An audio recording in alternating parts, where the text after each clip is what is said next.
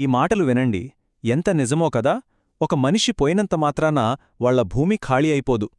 మరి ఆ భూమి ఎవరికి చెందాలి, ఎవరి పేరు ఎక్కాలి? ఈ ప్రశ్నలకు సమాధానమే భూభారతీ చట్టంలోని సెక్షన్ 7. అసలు ఈ వారసత్వ ప్రక్రియ ఎలా పనిచేస్తోందో ఇప్పుడు చూద్దాం. భూమి వారసత్వం అనేది నిజంగా ఒక చిక్కుముడి లాంటిదే. అయితే తెలంగాణ కొత్త భూభారతీ చట్టం ఈ చిక్కుముడిని విప్పడానికి ఎలా ప్రయత్నించిందో ఈరోజు మనం చాలా వివరంగా, సులభంగా అర్థం చేసుకోబోతున్నాం. ఇది చాలా కుటుంబాల్లో ఎదురయ్యే అతిపెద్ద ప్రశ్న. ఒకవేళ భూయజమాని చనిపోతే ఆ తర్వాత వాళ్ల వారసులకు చట్ట ప్రకారం ఆ హక్కులు ఎలా వస్తాయి? ఈ ప్రాసెస్ ఏంటి? ఇందులో ఉన్న సవాళ్లు ఏంటి? ఈ ప్రశ్నలకే మనం ఇప్పుడు సమాధానాలు వెతుకుదాం. సరే, ఈ మొత్తం వారసత్వ ప్రక్రియకు మూలం భూభారతీ చట్టంలోని సెక్షన్ 7. ఒక వ్యక్తి మరణం తర్వాత భూమి హక్కుల మార్పిడి ఎలా జరగాలి అనేదానికి ఇదొక రూల్బుక్ లాంటిది. ఈ ప్రాసెస్ను అర్థం చేసుకోవాలంటే మనకు మ్యూటేషన్ అనే పదం గురించి తెలియాలి. ఇదేదో పెద్ద పదమనుకోవద్దు, చాలా సింపుల్. ప్రభుత్వ రికార్డులో అంటే RORలో పాత యజమాని పేరు తీసేసి చట్టబద్ధమైన వారసుల పేర్లను అధికారికంగా ఎక్కించడమే మ్యూటేషన్, అంతే. సో సెక్షన్ 7 ప్రకారం ఇప్పుడు ప్రాసెస్ ఎలా ఉంటుందంటే, ఫస్ట్ ఆన్లైన్లో అప్లై చేయాలి. ఒకవేళ వీలునామా లేకపోతే వారసులందరూ కలిసి ఒక జాయింట్ స్టేట్మెంట్ ఇవ్వాలి. ఇది చాలా ముఖ్యం. దానికి తోడు భూమికి సంబంధించిన సర్వే మ్యాప్ కూడా ఖచ్చితంగా జతచేయాలి. అన్నిటికన్నా ముఖ్యంగా ఈ మొత్తం ప్రాసెస్ ఒక టైంలోపు అయిపోవాలి. ఇక్కడ దరఖాస్తుదారులకు ఒక పెద్ద రక్షణ కల్పించారు. ఏంటంటే, ఒకవేళ అధికారి అప్లికేషన్ను రిజెక్ట్ చెయ్యాలనుకుంటే వాళ్ళ ఇష్టమొచ్చినట్టు చేయలేరు. ఎందుకు రిజెక్ట్ చేస్తున్నారో చెబుతూ దరఖాస్తుదారుకు తమ వాదన చెప్పుకునే అవకాశం ఖచ్చితంగా ఇవ్వాలి. ఇది చాలా మంచి విషయం. ఇక ఇది చూడండి, ఈ చట్టంలోనే ఇది ఒక గేమ్ చేంజర్. డీమ్డ్ మ్యూటేషన్ అంటే ఏంటంటే, ఆఫీసుల చుట్టూ ఏళ్ల తరబడి తిరిగే పరిస్థితికి చెక్ పెట్టడమే. అధికారి గనక నిర్ణీత టైంలోపు ఆర్డర్ ఇవ్వకపోతే అప్లికేషన్ ఆటోమేటిక్గా అప్రూవ్ అయినట్టే లెక్క. ఇది జాప్యాన్ని, లంచాల్ని అరికట్టడానికి ఒక పవర్ఫుల్ టూల్. అయితే అసలు ఈ కొత్త చట్టం ఎందుకు తీసుకురావాల్సి వచ్చింది? పాత చట్టాలతో పోలిస్తే ఇందులో వచ్చిన పెద్ద మార్పులేంటి?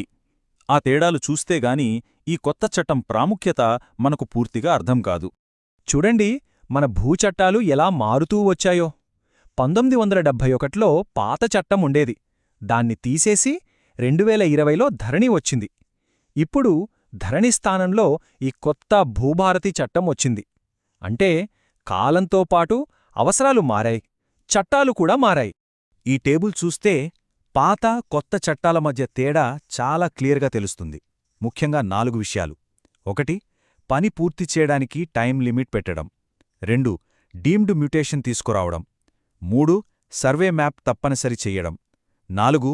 వీలునామా లేకపోతే వారసులందరి జాయింట్ స్టేట్మెంట్ కంపల్సరీ చేయడం. ఇవే అసలైన మార్పులు. అయితే ఈ మార్పులు రెండు వైపులా పదునున్న కత్తిలాంటివి. ఒకవైపు డీమ్డ్ మ్యూటేషన్ వల్ల ఆఫీసులో పనులు వేగంగా అవుతాయి.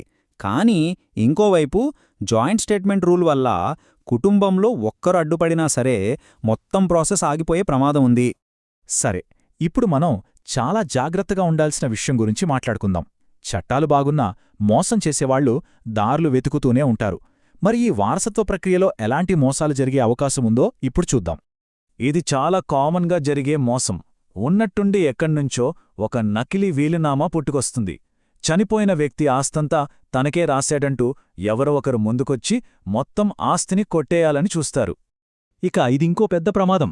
జాయింట్ స్టేట్మెంట్ ఇవ్వాలి కదా, దానిమీద కొందరు వారసుల సంతకాలను ఫోర్జరీ చేసి వాళ్లకు తెలియకుండానే వాళ్ల పేర్లను తొలగించి మిగతా వాళ్లు ఆస్తిని పంచుకోవడానికి ప్రయత్నిస్తారు. మూడోది, కొంతమంది అధికారులతో కుమ్మక్కై చేసే మోసం. చట్ట ప్రకారం పబ్లిక్ నోటీస్ ఇవ్వాలి, కానీ నోటీస్ ఇచ్చినట్టు ఫేక్ రికార్డులు క్రియేట్ చేసి అసలైన వారసులకు విషయం తెలియకముందే వాళ్ల వెనకాల మ్యూటేషన్ పూర్తి చేసేస్తారు. సో చూశారుగా, నకిలీ విల్లులు, దొంగ సంతకాలు, కనిపించని నోటీసులు, మ్యాపుల్లో మార్పులు, ఇలా మోసాలు చాలా రకాలుగా ఉంటాయి.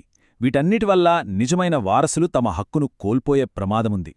సరే, ఇన్ని ప్రమాదాలున్నాయి, మరి ఒకవేళ మనకే ఇలాంటి మోసం జరిగితే ఏం చేయాలి? మన హక్కులను ఎలా కాపాడుకోవాలి? భయపడాల్సిన పనిలేదు, దానికీ దారులున్నాయి. అవేంటో ఇప్పుడు చూద్దాం. మోసం జరిగిందని చిన్న అనుమానం వచ్చినా సరే చేయాల్సిన మొదటి అత్యంత ముఖ్యమైన పని ఇదే. వెంటనే రాతపూర్వకంగా ఒక అభ్యంతరాన్ని తహసీల్దార్ ఆఫీసులో ఇచ్చి వాళ్ల స్టాంపుతో ఉన్న రసీదుని భద్రంగా దాచుకోవాలి. కోర్టులో ఇదే మనకు మొదటి ఆధారం.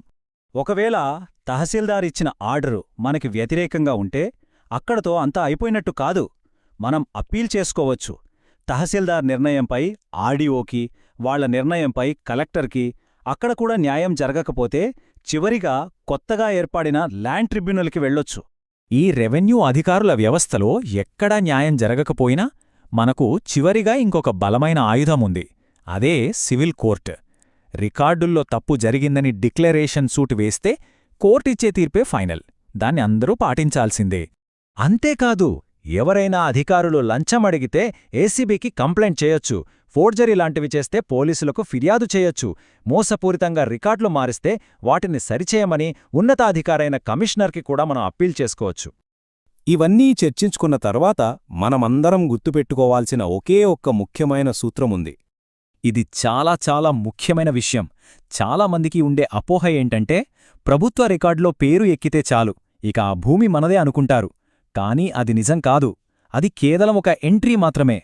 ఎవరైనా అభ్యంతరం చెబితే అసలైన పోరాటం అప్పుడు మొదలవుతుంది. అందుకే సరైన టైంలో స్పందించకపోతే మన హక్కు మన చేతిలోంచి జారిపోయే ప్రమాదముంది. కాబట్టి చివరిగా ఈ ప్రశ్నతో ముగిద్దాం. ఈ కొత్త చట్టం వారసత్వ ప్రక్రియను తేలిక చేసిందా లేక కొత్త సమస్యలను సృష్టించిందా? ఒకవైపు టైం లిమిట్స్ పెట్టి మంచి చేసినా, మరోవైపు జాయింట్ స్టేట్మెంట్ లాంటి నిబంధనలతో కుటుంబాల్లో చిచ్చుపెట్టే అవకాశమిచ్చింది. మరి దీనిపై మీ అభిప్రాయమేంటి? గుర్తుంచుకోండి, చట్టాల గురించి తెలుసుకోవడమే మన ఆస్తికి మనమిచ్చే అసలైన రక్షణ.